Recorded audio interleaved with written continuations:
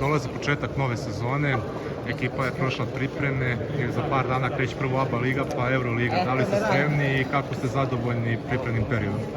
Pa, za ovaj pripremni period imali smo dosta smo trenirali, počeli smo da se okupljamo, imali smo tu par povreda, par igrača koji nisu igrali, ali dobro, doktor je ošli na svoje, Veljko je nešto probao, njemu je to najjasnije, on je najsvesniji gdje smo, tako da mi ćemo da damo sve od sebe i to što je u našoj moći kao igračima da pomognemo da povedemo.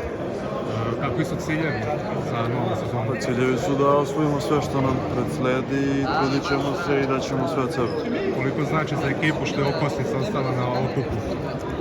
Pa jako puno znači, mi se svi dosta znamo, dobre hemije i dalje smo nastavili guramo, se družimo i privatno i poslovno, tako da ne verujem da će ispadati bilo što loše stvari. Evo jedno pitanje, pošto ste uvijek imali dobru atmosferu oko vas, ko je zadužen bio na pripremama za dobru atmosferu i da li možda otkriješ koja pesma vas je nosila kroz pripremni period da bude lakši? Pa nismo imali neku pesmu kao timsku, ali uglavnom smo bili svi na okupu, slušali smo šta se svima sluša, Zek je bio uglavnom DJ u teretani i tako tu kad smo trenirali, ali nemamo neku pesmu koja bi nas značila.